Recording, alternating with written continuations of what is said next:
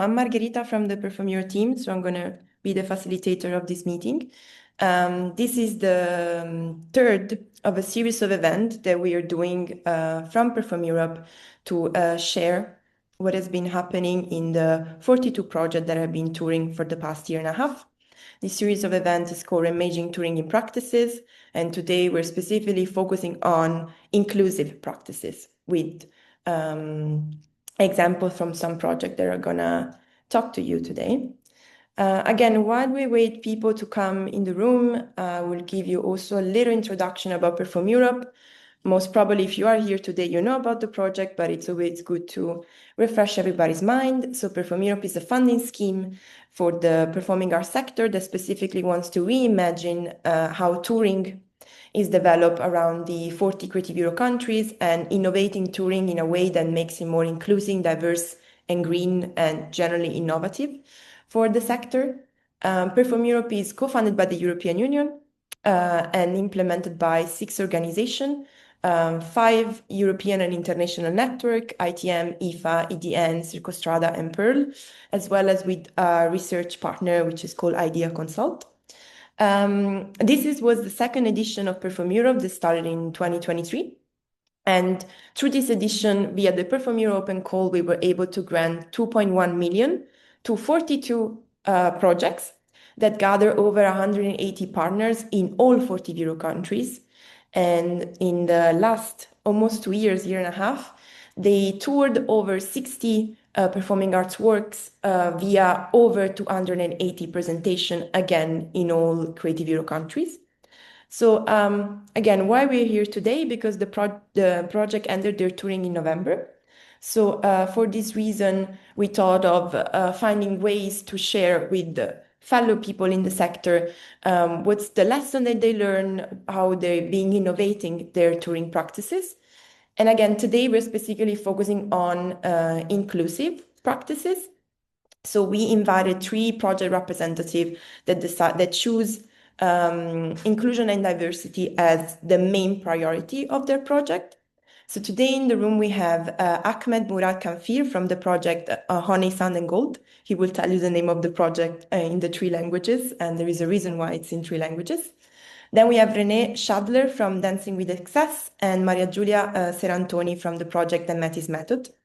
So what will happen today is that we're going to give the word to each one of them to present their project, give you the idea of how their touring went, and then we're going to start a project discussion.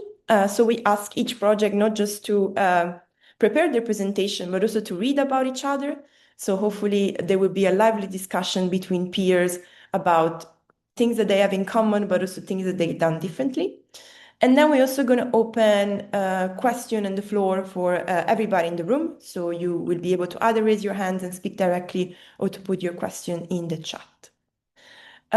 Just 2 technicalities. This meeting is being recorded so that we can share the recording afterwards. And we also have a captioner today with us, Judith, who's doing the captions. So you can enable the captioning in your Zoom setting so you can better follow the presentations. So I'm going to give the word to our first presenters, and I'm going to stop sharing my screen, which is Mariagiulia. Please take it away. Hi everyone. Thank you for having me today. I'm very happy to be here, and I'm gonna share my screen. So here we go. Hi everyone, my name is Mariagiulia Serantoni, and I'm here today as a representative of Mice. Mice is a Bologna-based association that promotes performative art through a transfeminist, accessible and plural approach. For Perform Europe, together with my colleague, choreographer, teacher and performer Francesca Penzo, we proposed the project The Metis Method, Choreographies for a Gender Geography, a project deriving from our performance Metis. The performance revolves around the topic of gender geography, a branch of feminist studies that takes into consideration how women and non-binary people live and perceive urban spaces. The performance is based on what we call documentary choreography, and with that we mean a choreography that implements documentary practices. In our case, we interview women and non-binary people. The interview asks people questions about their relationship with the territory they live in. We collect the interviews by only recording voices. We don't use the video, and the interviews are anonymous. We edit the interviews so they can become part of the sonic landscape, functioning as the dramaturgical core of the performance. We found very stimulating the challenge that Perform Europe proposes to rethink the idea of touring, and we thought that our interview on the field approach could be a possible method to reverse a detached idea of touring, and it could be a great opportunity to engage with specific communities. For this reason, we elaborated a format that would enrich and expand the encounter with women and non-binary people through a mutual knowledge workshop before the interviews and the performance.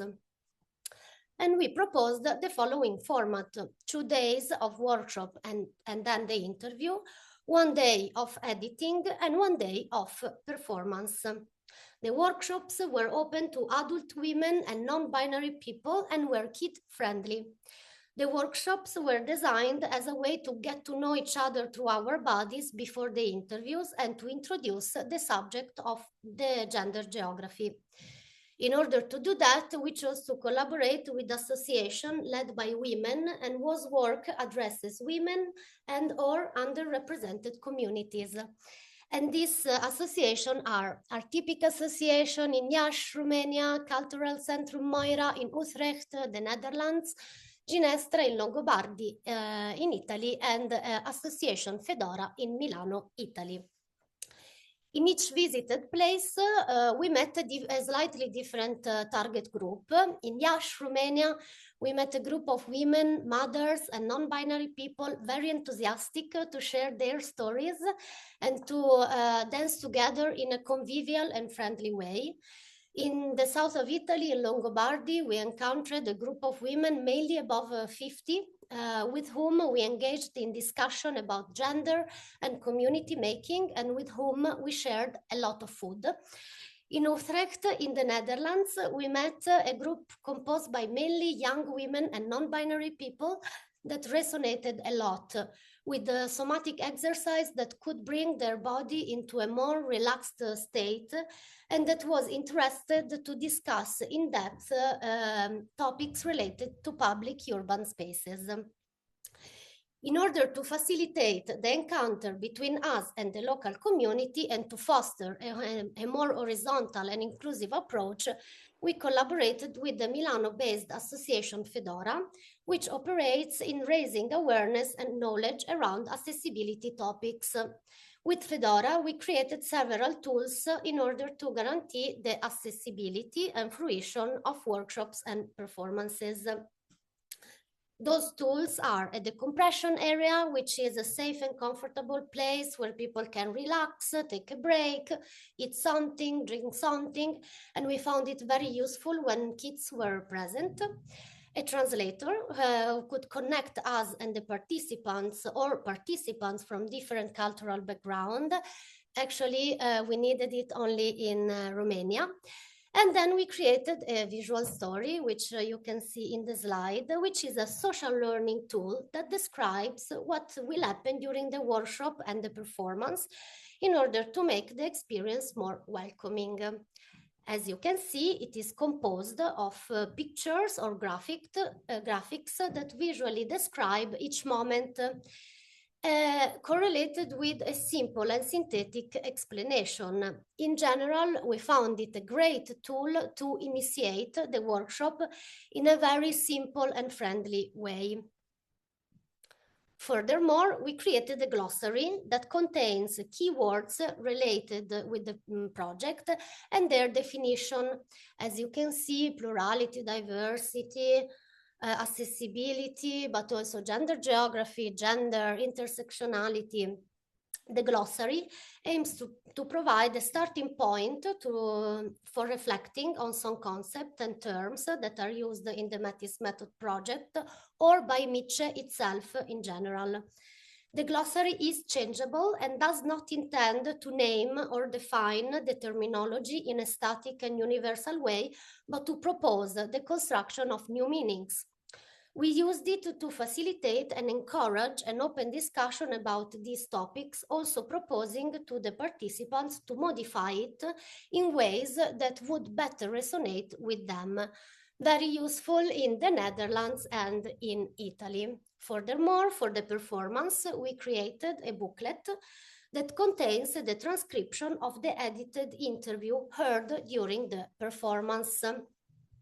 Also, together with the Association Fedora, we organized 2 training sessions of 3 hours each about accessibility in the cultural field, open to our partners and their collaborators.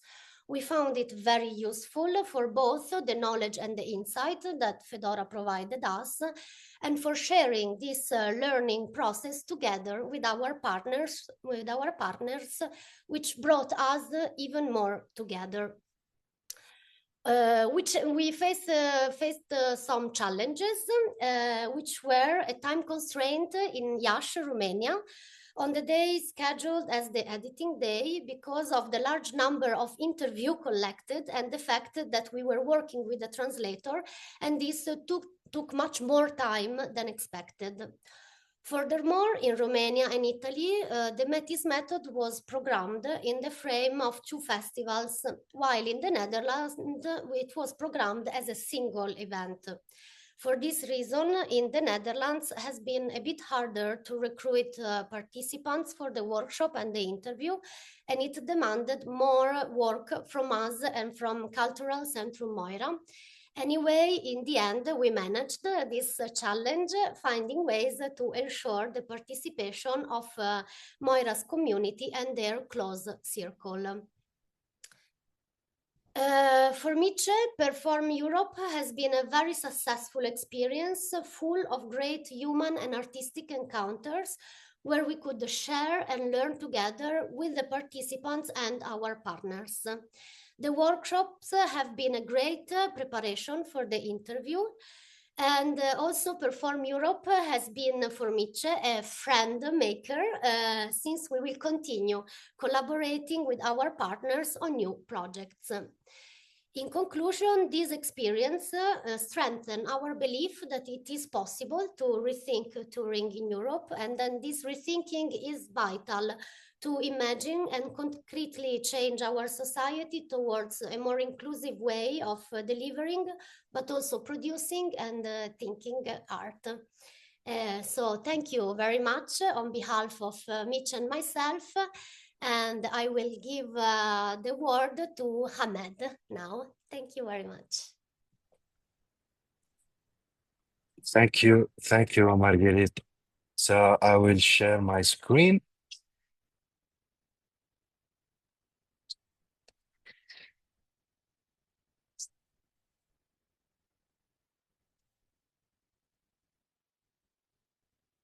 So hello everyone, my name is Ahmed Mourad Khanfir.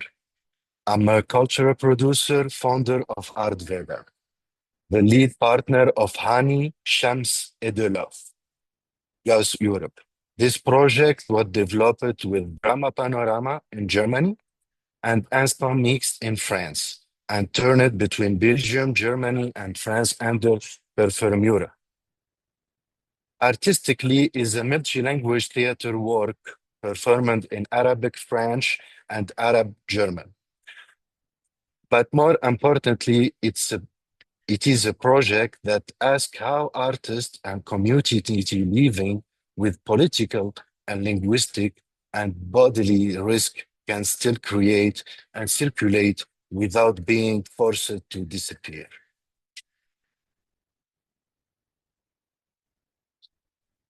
So this project starts from very simple observation. Touring is not natural. Touring systems are shaped by borders, visa, language, hierarchy, and unequal exposure to risk.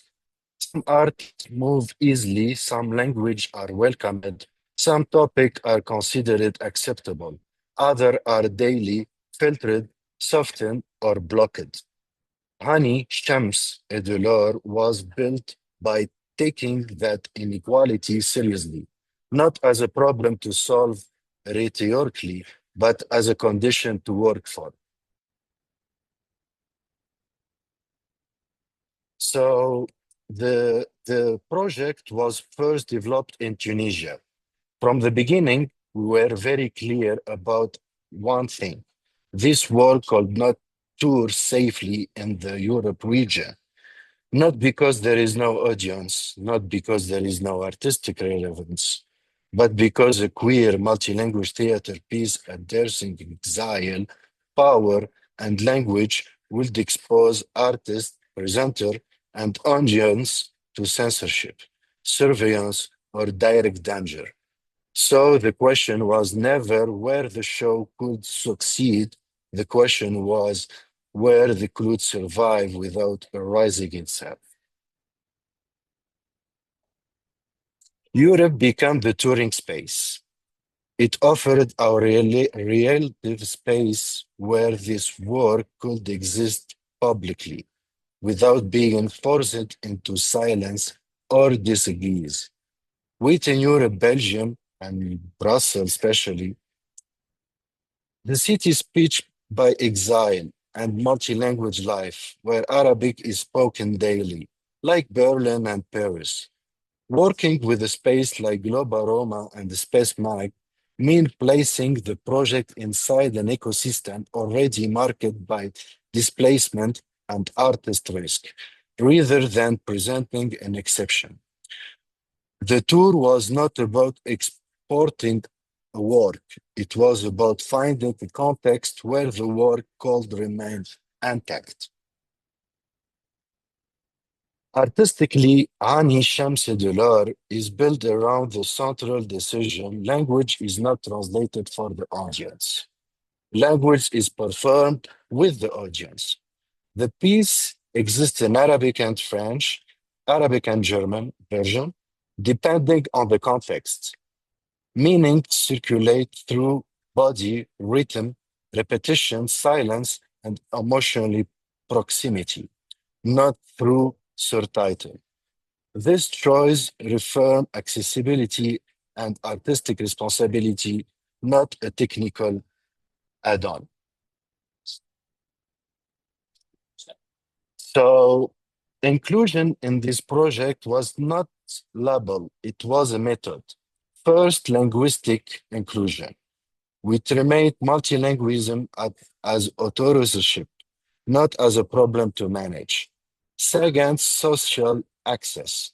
All performance and workshop were free, and outreach we done through migrant, diaspora, and queer network rather than traditional cultural channel. Third, care within the production itself. We integrate trauma-informed training led by Monica Marotta, focusing on boundaries, power dynamic, and emotional safety. Inclusion has to exist both on stage and in the way the work was made. During this project, made structural inequality very visible. No way artists faced visa uncertainty and last-minute mobility restriction. Sustainability goals had to be constantly balanced with physical and psychological and physical safety. And the beginning administrative deals mean the part of the Brussels residency had to be self-funded by the team. These challenges are not exceptional. They are the everyday reality, the touring when artists at risk are involved. From this process, we learned a few sustainable things. Inclusion cannot be separate from risk. Multilingualism is not a technical issue. It's a political and artistic position. Free access radically reshape who enter cultural space. And sustainability must include human, physiological, and political stability, not only environment metrics. So before closing, I want to know the work scope behind this project. Hani Shams Edulor. Hani is in German, is honey. Shams is in Arabic, is sun. Edulor is in French, is gold. Was built by a deeply transitional team with artists and collaborators from Tunis, Syria, France, Belgium, and Germany.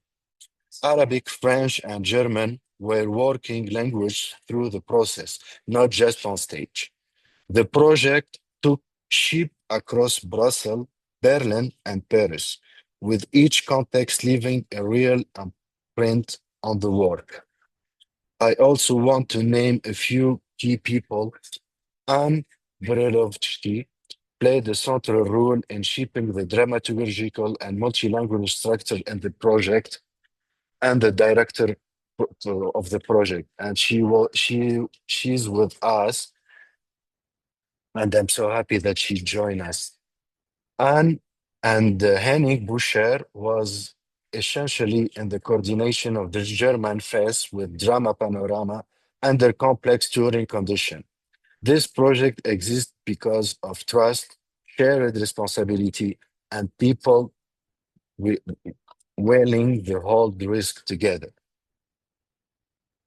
So I will, if it's possible, to put the teaser. Non, est celui du personnage principal du film d'animation inspiré par Hector Malo, Sans famille. J'ai étudié le théâtre en Suisse, puis à l'école du Théâtre national de Strasbourg. Mélodie. Pardon. Oui, Rémi? Tu peux jouer Haroun? Haroun? Oui.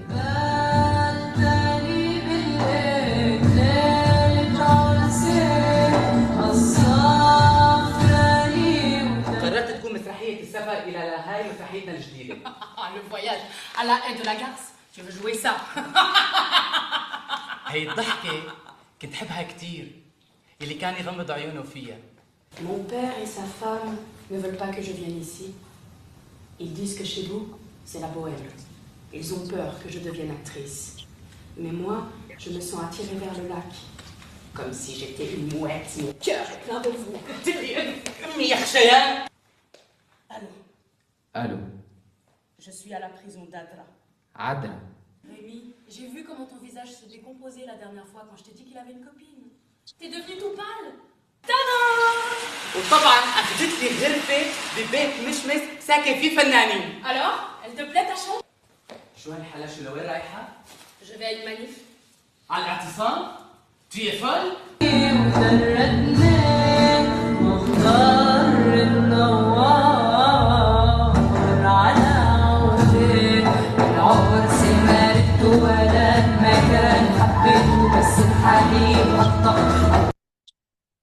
Thank you. So I give the mic to Renae. Thank you. I will begin also by sharing my screen.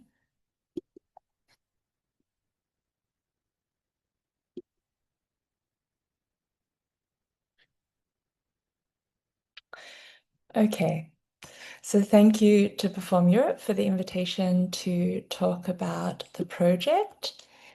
And I'd like to begin by sharing where I'm coming from and also the Dancing with Excess project, which we were happy to deliver as part of the Perform Europe platform.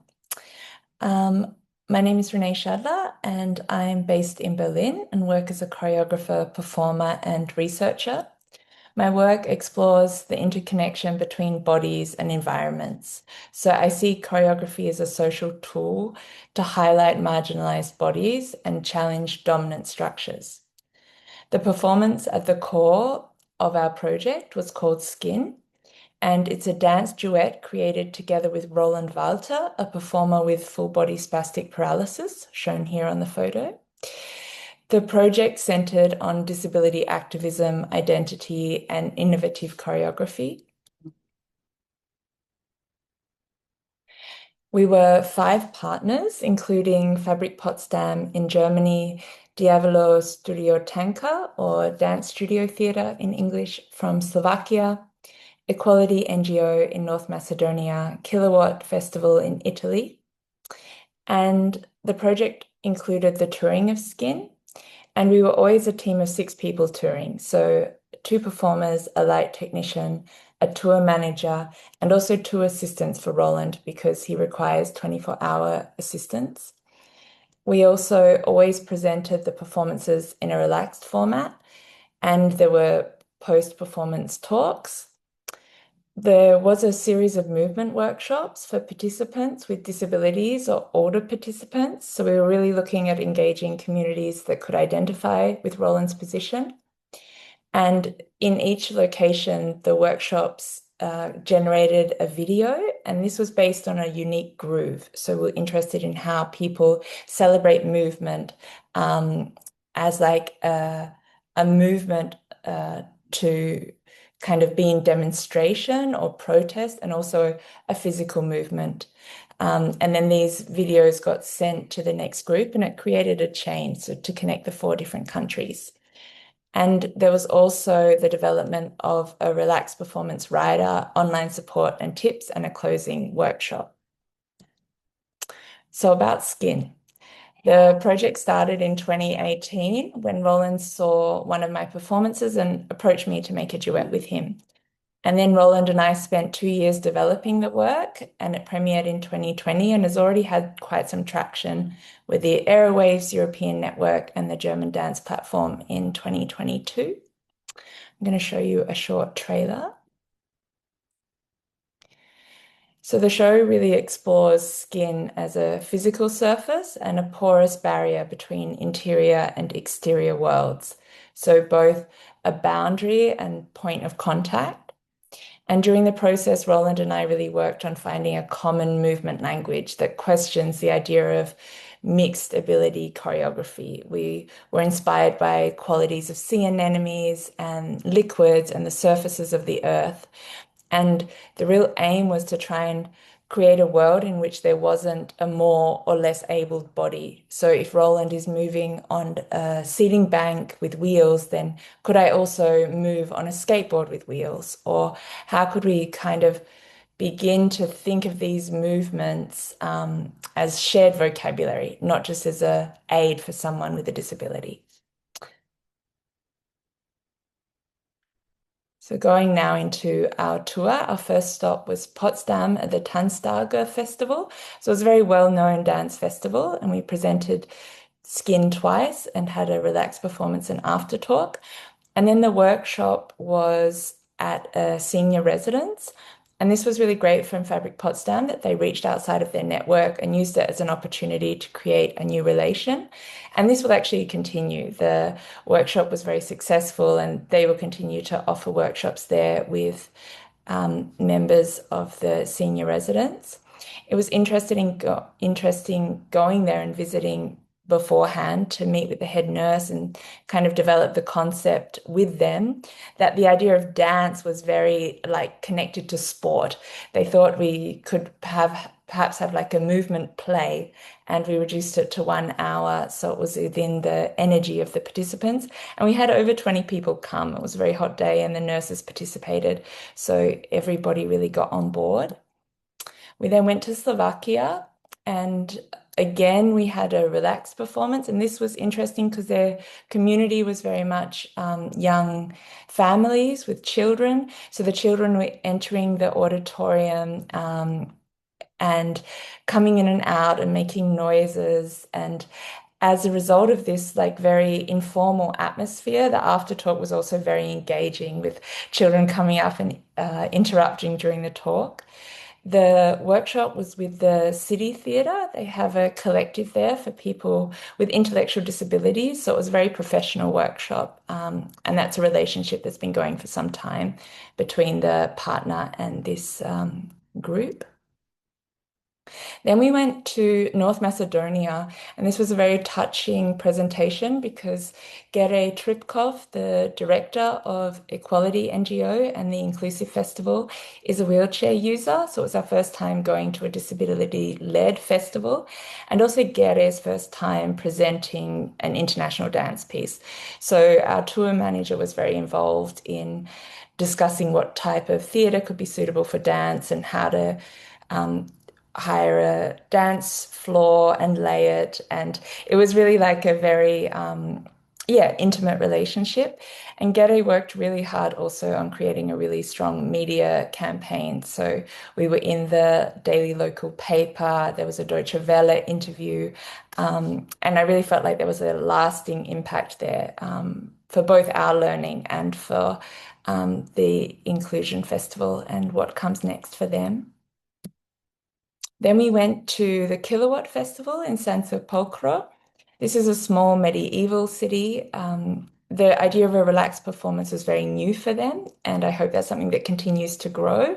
And so it was more about like explaining that this is an option to people, like having signage in the foyer and introducing the concept.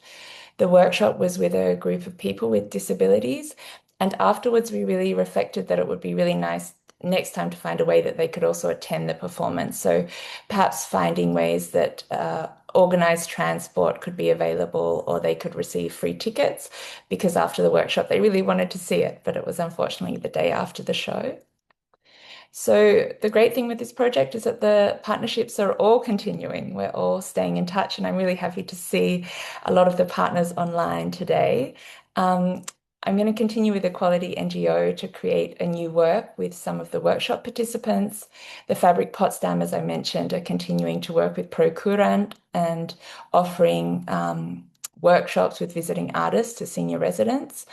We have an AFIA partnership with 3 of the partners on a new work, and the Dance Studio Theatre in Slovakia has just created a new kids' work based around this relaxed performance format and integrating that.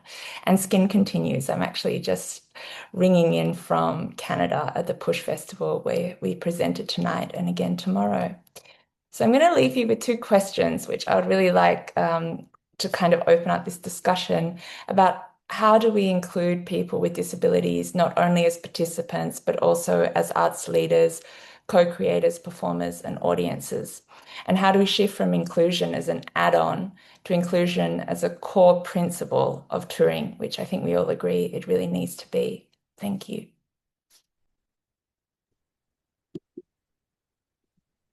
Thank you, Renae, and thank to all our speakers.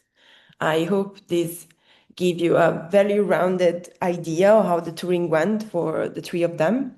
So indeed, now we're transitioning to this discussion with all the speakers. And Renae already had a question on the table, and maybe we can keep going on the second question you had, and maybe can relate to the other speakers as well. So maybe Mariagiulia or Ahmed, you already want to reflect on this inclusivity as part of the project in itself and not add-on. Yeah, my initial question when we were of course. preparing for the talk, this Yes, is more no of an inclusion question for all. But yeah, in going through the materials from Mariagiulia and Ahmed, I was especially interested in this live translation process that you write about, Ahmed, also because you speak about it as an embodied practice. And I know Mariagiulia and I are both coming from a choreographic background. So how is this happening in real time, like in a very practical way? So the question is for me or for Maria? Sorry. For Both. you, Ahmed, from this live translation process you mentioned. So the dramaturge, the director, the artistic part of the project. For me personally, it was an amazing experience, a big challenge, actually, very big challenge to put on the stage 2 languages at the same time without subtitle. So I don't know, Anne, if you Yes, I'm here. can. Perfect. Hi, Good to see you, everyone. dear. Okay, sorry, I look strange, but uh, so the idea is that there is something irreplaceable and translatable in the way a language shapes the body of a performer, so that the original language in which the text is written is meant for that to come alive in a performer's body.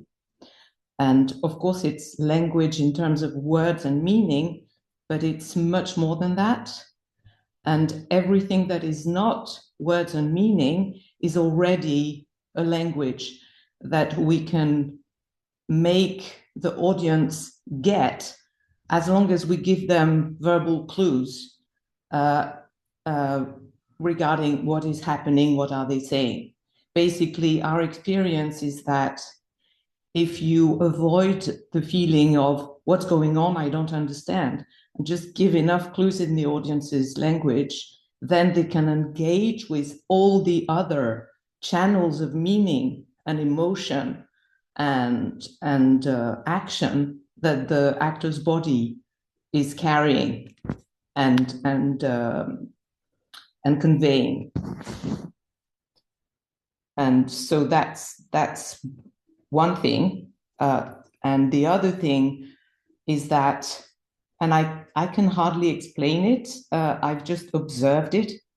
It's when you put two languages together on stage, two or more, but even with only two languages, something happens, a space is created, which is not a 1+1. It's like a third language, a whole world in itself, which is composed of how the partners interact, how they rely on each other to construct the meaning on all those channels. And that's a space that the audience can actually enter and receive. And there's usually a lot of people feel grateful because they've been engaging with a foreign language and they got everything. And they got this space where it connects and gets to their heart, kind of thing. I hope this is clarifying the question. Yes, thank you.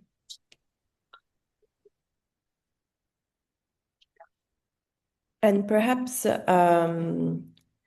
anybody of you have any other question by reading the material? Because indeed we ask each project to read about each other.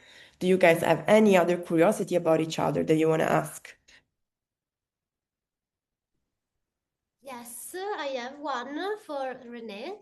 It feels that the relaxed performance format you engaged in each place, you had a very different kind of experience with the audience. If you can tell a bit more about that, I would be very curious. Yeah, I think doing the relaxed performances was really also what drove us to the Perform Europe call out, because when you create a work with someone with a disability, all of a sudden, like, people with disabilities identify and want to come to the theatre. So it was often like meeting people and having conversations and then saying, yeah, come, but then, okay, we don't actually know if there's a ramp, or we don't actually know if someone can have a conversation with them if they feel scared of the dark. So yeah, finding these relaxed performance format, which has been around since the 90s, it's something that's really happening a lot, especially in the UK. So there were some resources about it, but we spent the time to create like a rider for the relaxed performances and shared this with the partners. And in that rider were things like, yeah, having seating, alternative seating available, having signage at the front that people were welcome to move if they wanted to, or make noise if they have like a stammer or have like also Tourette's or something where they make noise during a piece, or children, like children were very welcome to come.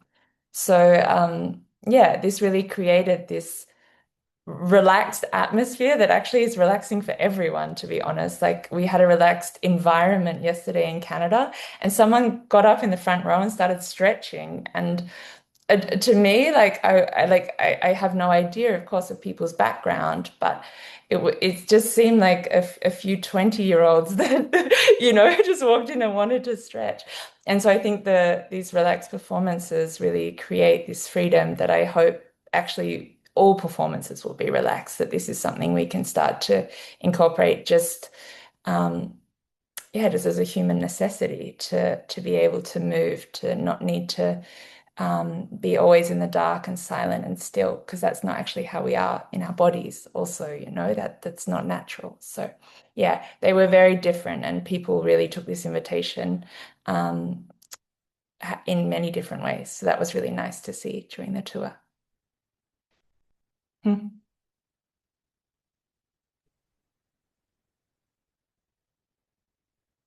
I may also have a question for all of you, because indeed we invited you all specific. We were talking about inclusion, but of course, inclusion can mean so many different things. And I think you three are three very different and similar at the same time examples of what inclusion can mean.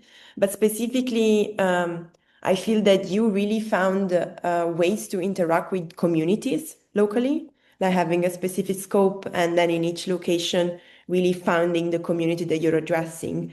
So this is a question for all of you. I would like to ask you, what is one tip that you want to give to anybody in the room about how to make this tight connection with communities? Because it's very complicated, as I saw in many of your reports and your project. So what worked for you? What would you recommend for other project or other touring that wants to connect in the same way that you did? Maybe Mariagiulia, if you want to start. Of course, thank you for the question.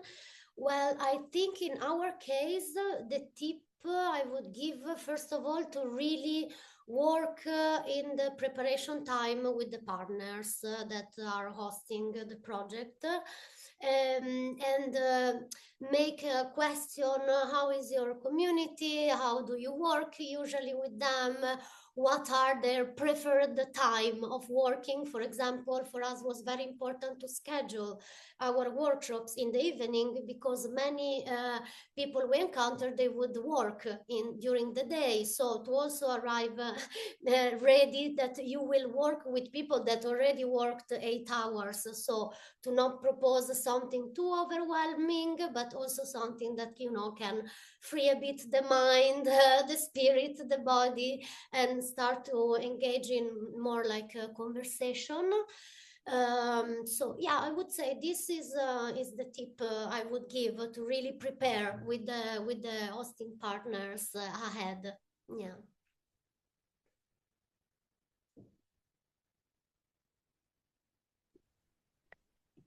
I can add to that also. Would you like to go, Ahmed? Go for it. No, go ahead. Okay. Just following on also this thought from Mariagiulia about scheduling and consideration, I think it's also really important to go to the source. I think the more we try and reach out to communities, it's about not expecting them to come to a theater or come to us. Like a dance studio can be very intimidating for a lot of people.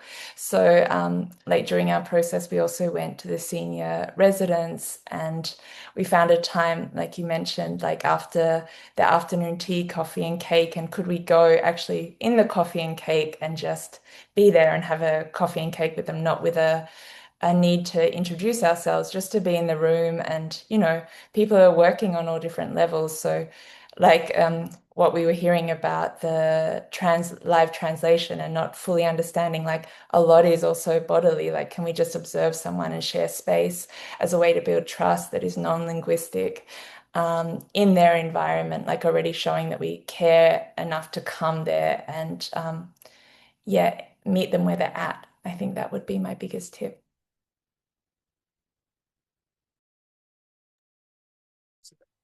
Yeah. Um, for our show. And you are here, so if you want to jump and to say something, feel free. Um, um, with our partner take care about the audience in Germany, so people that speak German, for example, or French. And our we in our team, we try to invite the the audience come from migration, and so it's so hard to bring them to the theater, to be sincere. So the idea, it was to go to them, to go to the coffee, to go to the place and tell them, hey, there is this show and it will be multi-language and it will be in 2 language. We are lucky because our artist, Remy, the main character, he's very famous artist in the Arab region, so people knows him. So a lot of people on the street is like, stop him, hey, what are you doing here? So we tell him about the show. At the same time, we visit many organizations and many associations work in artists in exile, work in people in exile, and people with LGBT community and queer. It was the topic of the show, so it's very important for us, especially in the end for the debate. Yeah, so this is what we will do. Yes, I don't know. maybe Yeah, go ahead. one more thing is that the concept is that wherever you go, Remy is there, but the other actor, so the trans acting person, is a local artist. So that which means that we have to rehearse every time before performing in a new place,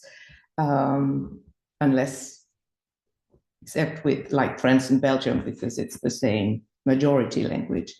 So the fact that we have this person who is a local artist, they also carry a culture, they carry a history.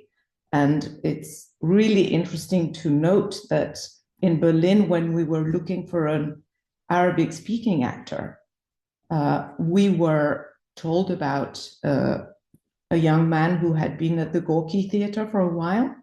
And it turned out that he had been in Remy's class at the academy in Damas. So that what Ahmed just described about coffees and places where we went in the day, Remy and the author naturally met people from the Syrian diaspora who were everywhere in Berlin. So it was kind of a natural process, connecting with those communities and also connecting with the local artistic world through the local artist. So it's not really a tip, but it's something that happens naturally if you bring a language that is not heard on stage that often. Yeah, no, of course, it's about the construction in itself of why, while you're bringing a piece to a different place, why in itself this place needs tour. And Ahmed really explained that in his presentation of like this act of like why we are moving from one place to another and what's the need behind that. So what I'm hearing from all of you is really this, relying also on not just the performing arts sector, but really go beyond that and really go out of the black box and really go to meet the people that you want to engage. Because indeed, I feel that it was also the bigger challenge for you to really actually connect and having people come to see what you're doing. So in this sense, maybe my follow-up will be, do you have any anecdote about something that was really impactful in the audiences that you met, something that made you very happy and you said, yes, this is why we're doing this, that maybe you want to share with everybody? Whoever wants to start.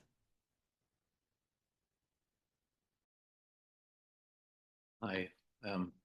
Since everybody's silent, I'll just jump in. My name is Henning. Hello, Ahmed. I work with Ahmed and as the German partner in our Honig Chems et de l'Or project in Berlin and elsewhere.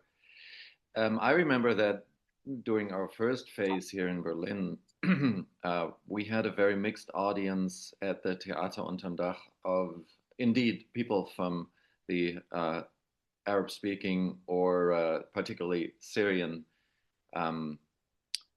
diaspora, people that came here after the Arab Spring or the war started, and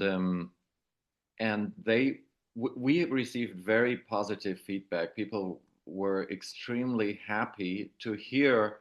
I mean, it was a very emotional relationship to hear their language spoken in connection with the language that surrounded them in their environment, in their living environment now, and to hear the stories that we were telling, that Remy was telling.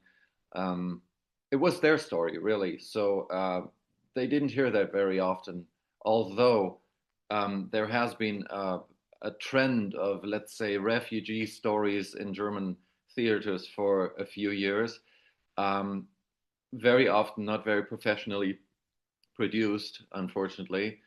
But here we had a room full of people or half a room full of people who felt that their own story was told, and the other half was German and elsewhere, and they also felt that this was a very emotional moment in theater that they could still relate to and experience a culture through a language that they weren't familiar with, but still could easily bond and understand, not only through the way we worked on stage, but through being part of an audience that was mixed in terms of language and culture.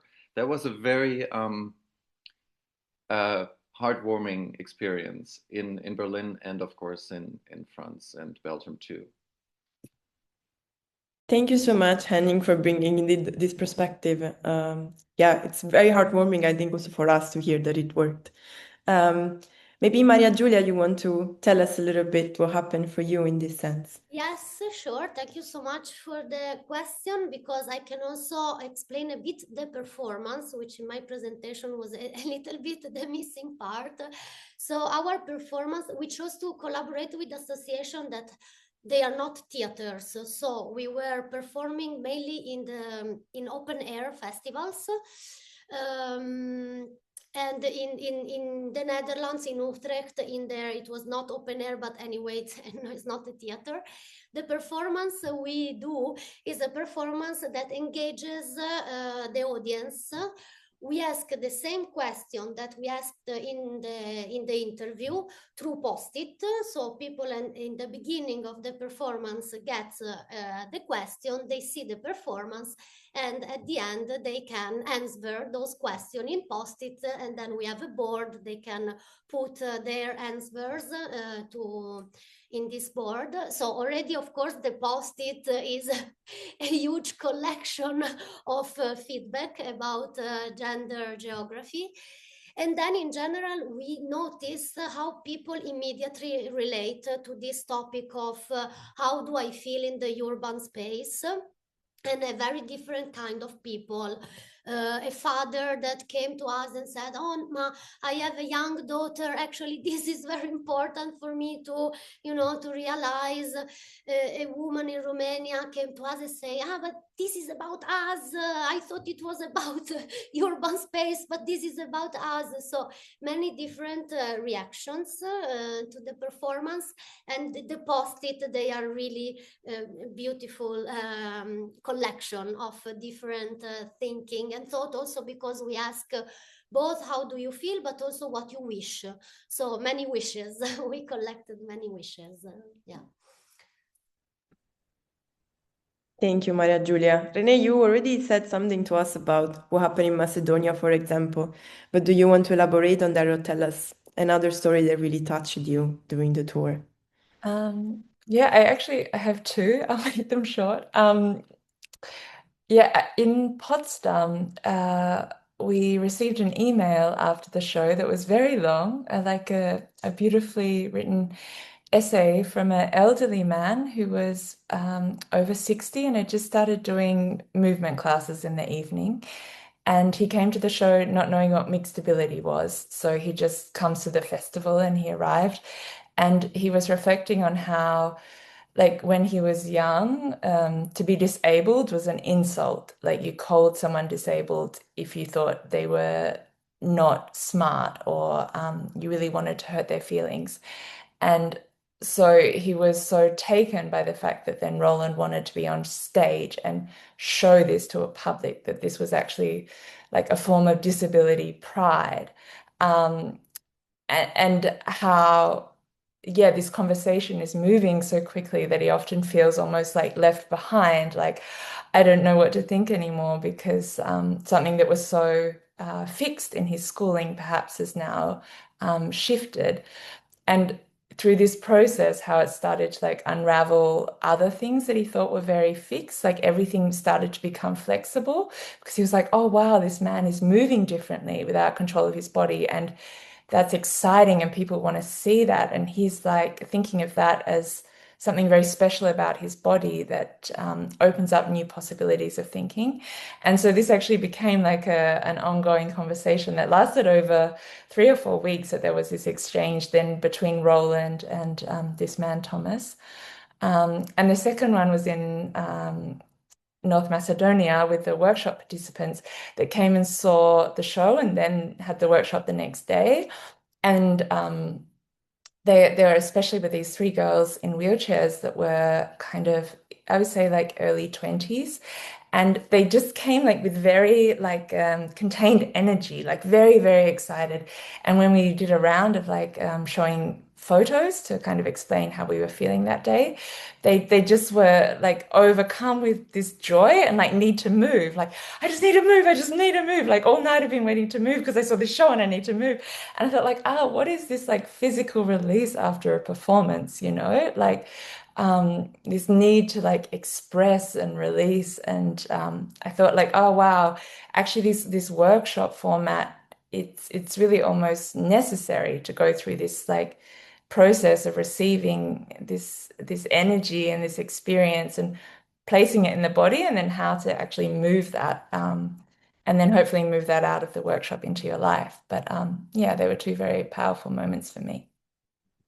Thank you, Renae. And then to me, this makes me reflect. It's something that all of you said, that indeed this is very much a conversation between you and the audience. You know, we are very much used to this restitution in a way that it's us performing to the audience, but really this exchange that happened, which I think it was maybe a common thread between the 3 of you. I want to invite everybody in the room to either put their question in the chat or raise your hand to ask a question. I see that Arina has her hands up, so feel free to ask a question. Yeah, hello. Can you hear me? Okay. Great.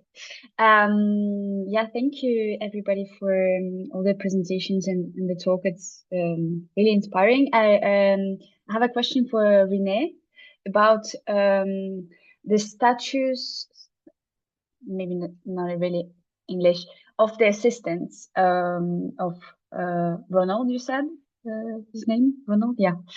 Because in France, I know I'm speaking from the French context. I'm working in a dance center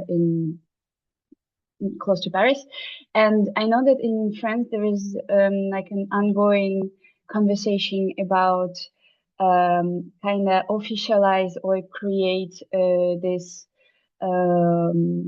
like job title for people that are accompany disabled artists on tour or creating process, but it doesn't really exist. I know it exists in UK. Yeah, I wanted to know what was that, like how it was concretely made up, these 2 assistants on the tour and creating process. Yeah, thank you. Yeah, it's a really good question. I feel like, yeah, these relations are very complicated and it's very different depending on the person with the disability. And that's always what we went to with making skin, that was Roland's area. So he was always managing his assistants. He was choosing who came with him.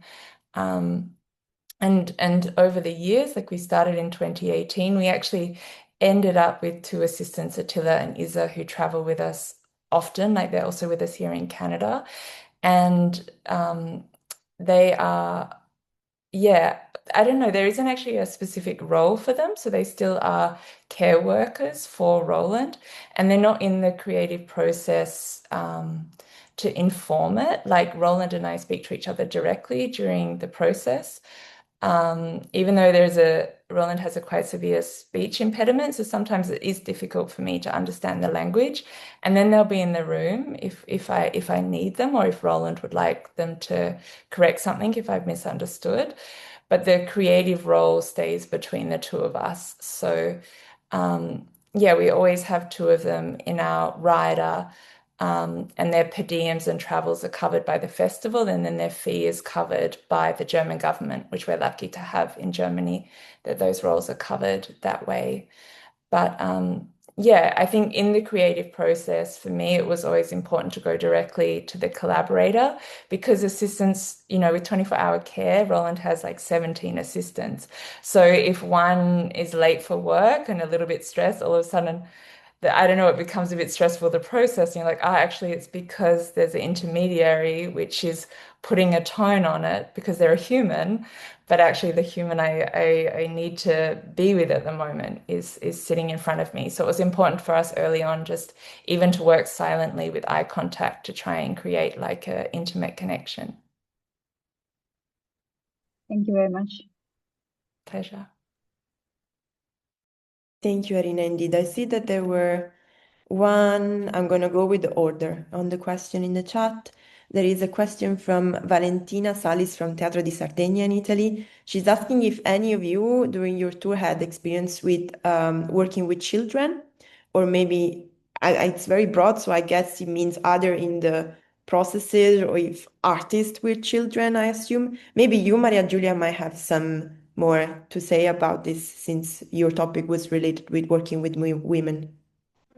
Yes, we the workshop were for adult women and non-binary people, but since we also created this the compression area, and we spoke with our partners said that there will be moms attending the workshop.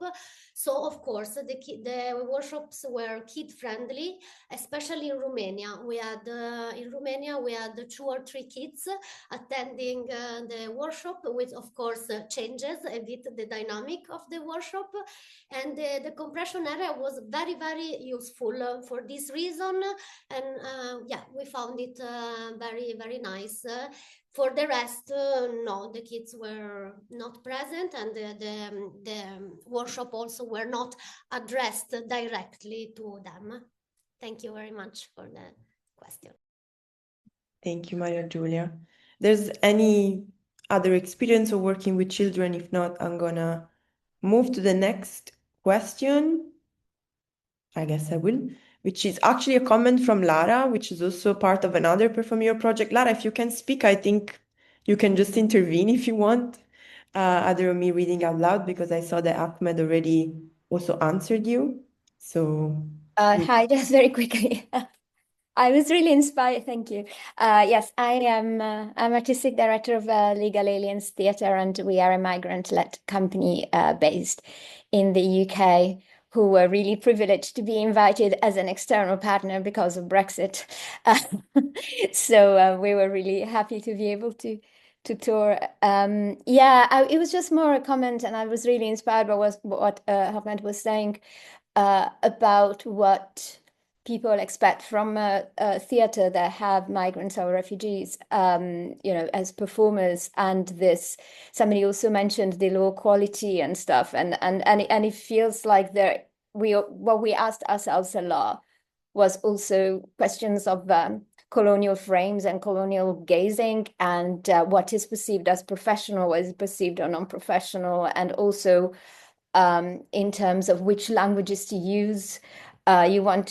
Because we realized that when we were touring, we were almost like the embodiment of English because we came from the UK, even though none of us have English as a first language, and then automatically everyone was speaking English, and it felt like, of course, it created the possibility of communicating in a very easy way. At the same time, I realized that we are all there, a group of international artists speaking in a second language, and so we've really realized the importance of rediscovering native languages and the freedom of native languages, and also the different kind of ways to be on stage that are linked to who you are and where you come from as well. And my question, if you like, but it doesn't have to be a question, is how do we negotiate wanting to reach as many people as possible and therefore doing the translation, operating in English, and try not to erase people's identity by imposing a language? I think that is something that is at the back of my mind. But thank you so much. It's really inspiring. Thank you, Laura. I feel indeed Lara, sorry, you posed a very important question. I don't know if Ahmed, you want to comment on that, try to answer the question, which is a very complicated one. But yeah. No, I agree 100% with Lara. I don't have any question actually. But yes, I don't know if Anne or Henning want to say something about that.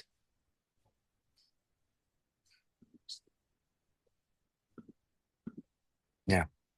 I think, Lara, she said everything actually. yeah, you both said everything there is to say. Thank you. Is there any other question in the room? I don't see any new question in the chat. Anybody else that want to ask something to the project, or if the three of you have any other question to each other? Don't be shy. Yes, Angie, please, also from Perform Europe project. So please go. Yeah, do you hear me? Yes. Yes, hello. Hi. Yeah, I'm Angie from a project we've also been participating from Italy with Belora, and it's not so much a question, but maybe also a confront, because for us, I think a big challenge is we worked with a very marginalized topic.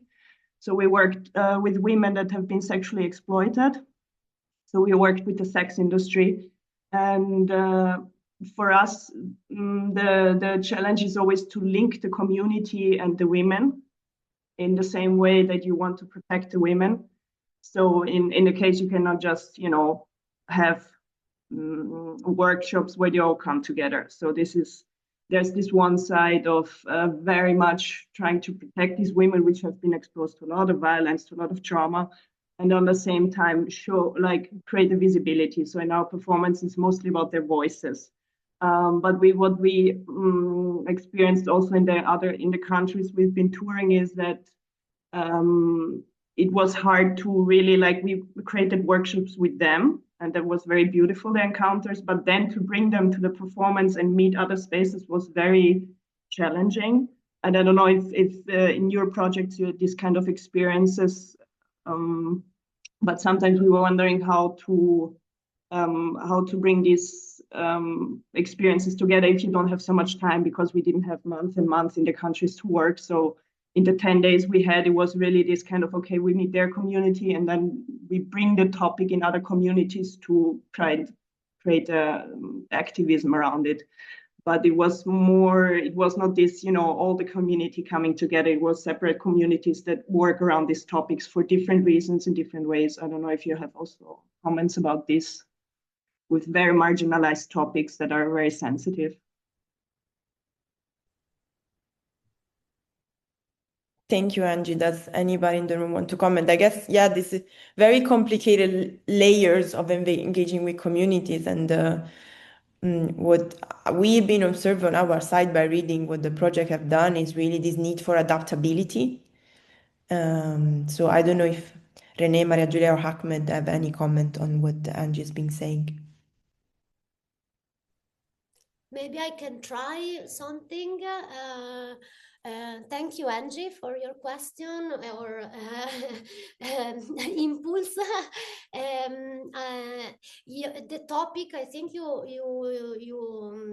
relate with, it's very sensitive. So I think I would put this for sure as the main focus. For example, for us, the workshop was constructed as a way to let the participant get to know us and us the participant. So it was, of course, not like how we come and we teach you a movement workshop, but rather really like through the body, because this is the expertise that me and my colleague Francesca share. Through the body, like how to smooth, you know, the corner of and create somehow a safe space. What safe space means, it has to be founded on the territory itself. For each place, you require a lot of listening, you require a lot of even, you know, like awareness. The room is like this, we need to open the window, people are getting tired, you know, this kind of constant adaptability. Then I don't know what your work is with the voices. We interview people, and the interview were always made in another place, in another room, a tiny little intimate place. Of course, people knew that the interview would be anonymous, so I think this also frees them to, you know, to be at the center somehow, because interview can also create some resistance or some shame. So you know, like the intimate space also, it's important. I think the space itself, it's very important. So like if you go there and you see like, oh no, there are too many chairs or too less, or we need more pillows, some water, no, you know, like more light, less light, this it's always very important. And to keep checking how people respond to what you propose. So this is a bit from my experience. Yeah.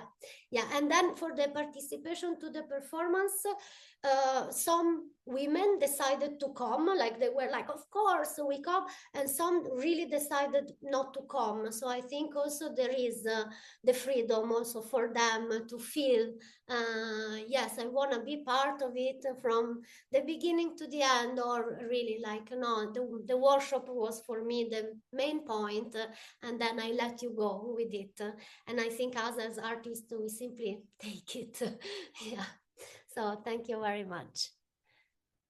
Thank you, Mariagiulia. Indeed, everything is in the details. This is what I'm getting from you, is like really this sensibility. And when working with people that are marginalized and not used to interact with the arts, really like the tiny thing can change and make them not feel safe. So perhaps this is one of the tips that we can add to what we were saying before.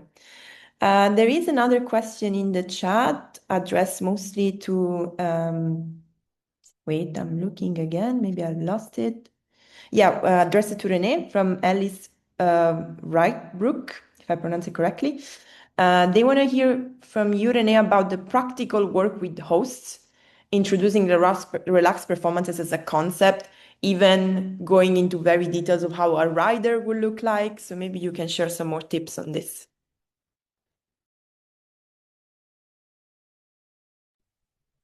Sure.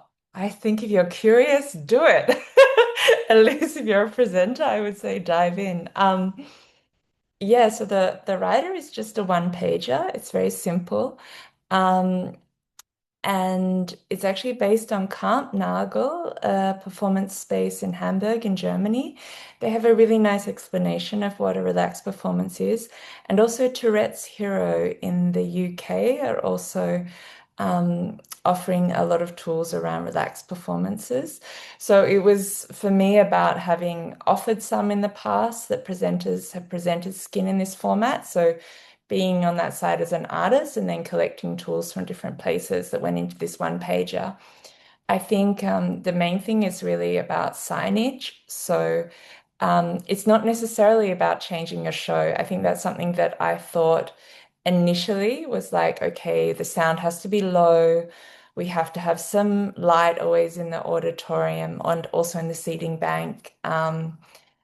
And would that be okay for the creative work? And I think the thing is, actually, you can make the work you want to make. It's just like communicate it clearly so people know. For example, we have a 1-minute blackout that's really important because I move Roland and like put a seatbelt on him, and we've been working hard to make the piece kind of this same level of ability, and it's something very practical that only I can do.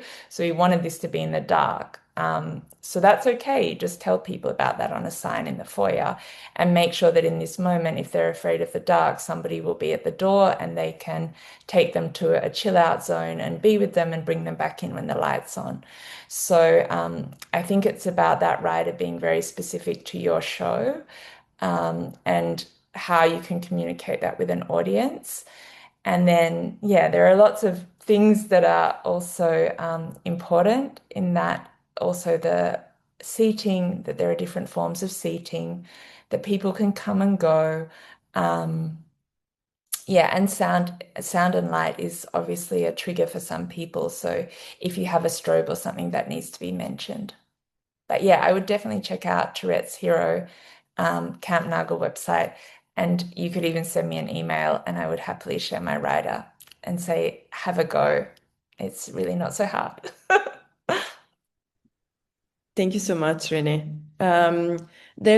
We have time definitely for one other question for sure, even a couple. So is there anybody else in the room that wants to ask something to the project? Again, don't be shy. You can either write or raise your hand.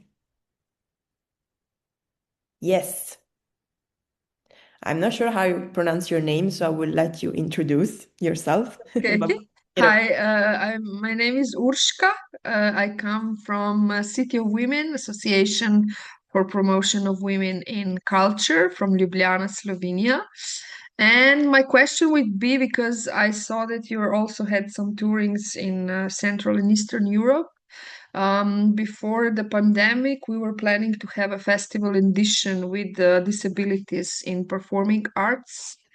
And we struggled a lot with the infrastructure of both the venues, but also the hotels. A lot of times there was only one room that was equipped adequately in the hotel, so it would mean that we would have to have our guests scattered throughout the city. So if you can maybe just share a bit your experience of this very practical infrastructural challenges that maybe you faced. Thank you.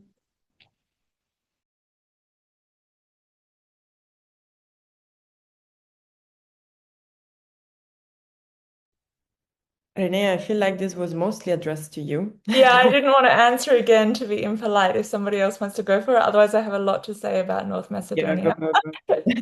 Okay. Gere is also in the room, the director of Equality NGO. Yeah, I think it's a lot. These theaters, they're big for a start. Like I think we're in a 400-seater, and usually we play to 150 to 200. So there's that challenge of making this space feel really warm and inclusive and intimate when actually the sight lines are difficult, and you're very far away from the action if you want to create a contemporary dance piece. And I think then there's also the need to fill it, or a host feeling like, okay, I'm inviting this artist, I want them to have a full house.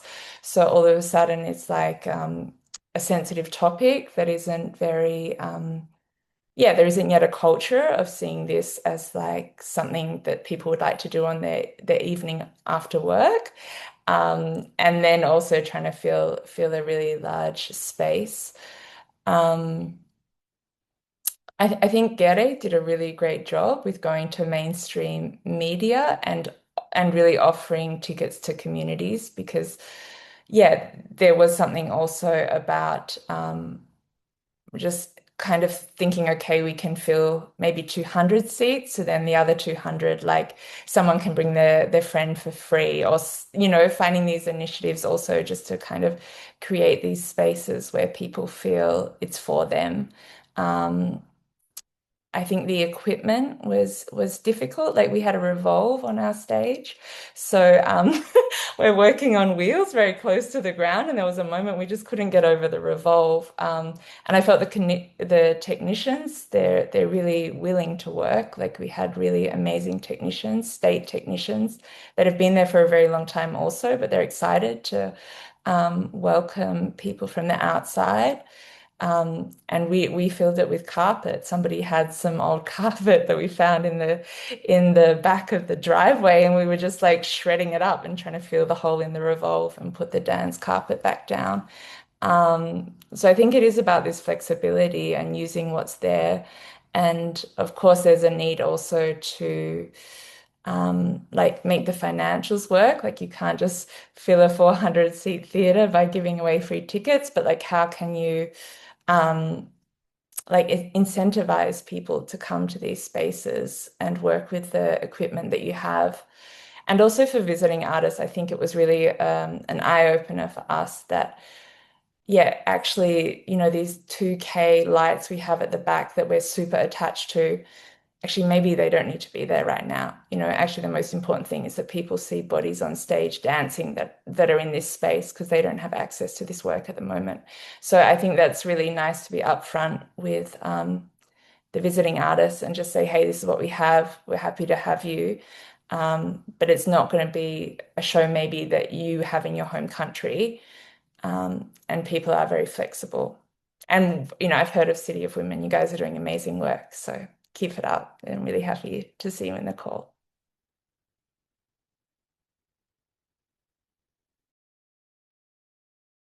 Thank you. Thank you, Urska, for your question, and Renae for your answer. There is another question in the chat. Again, building on what you're saying, Renae, about disability. I feel like the topic is really sparking interest in the room. It's from Nadia Mattioli, saying that I'm planning a performance with a blind vision impaired person together with two able bodies. We also have connected to our local National Center for Blind.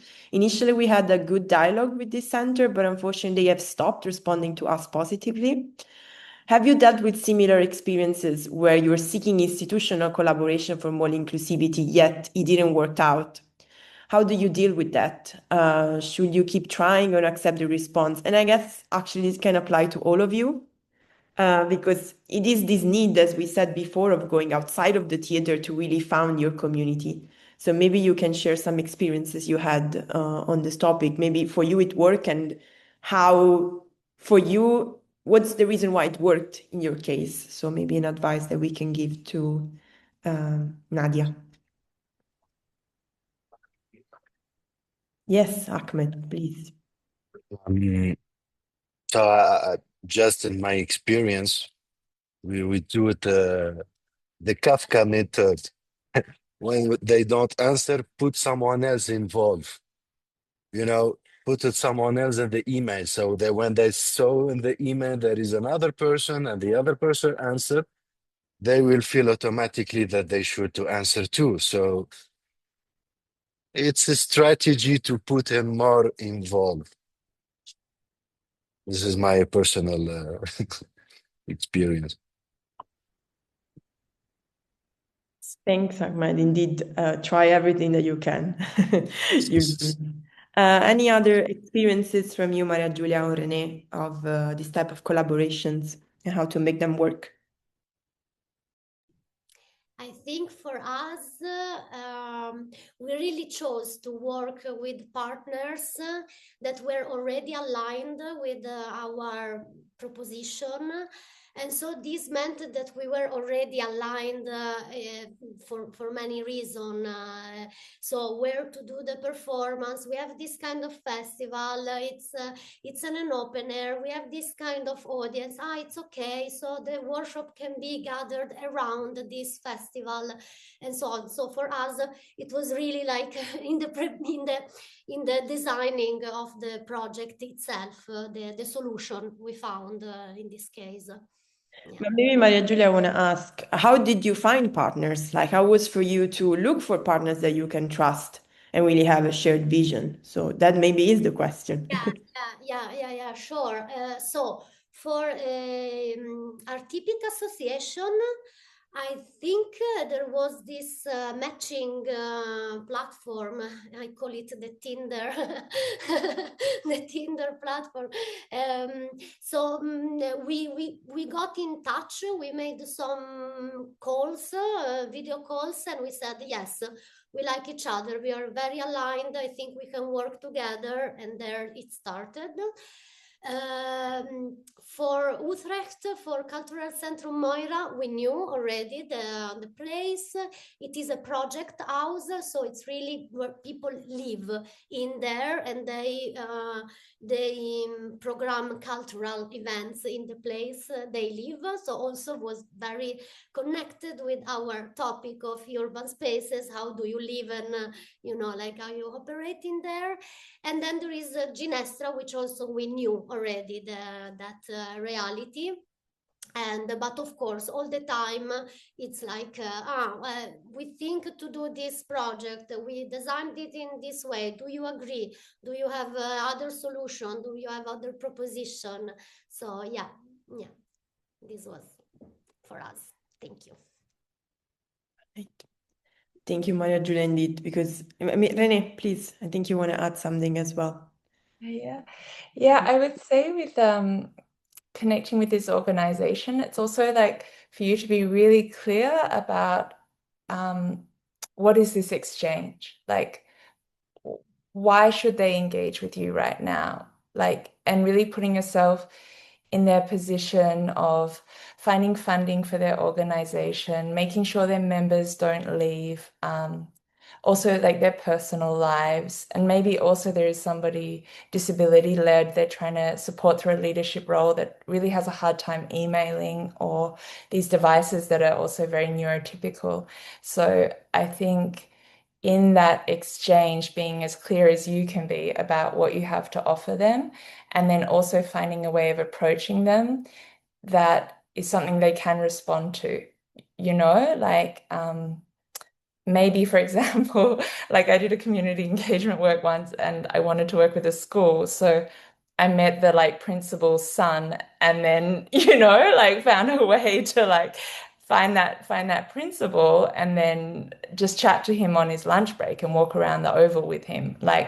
And that's great. He's not going to answer an email, and that's like a neurotypical person that's highly functional in a leadership role.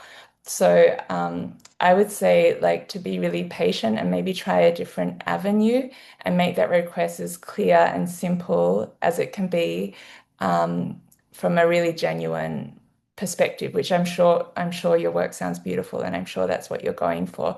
So just to be really clear on what that invitation is and make it easy to respond to.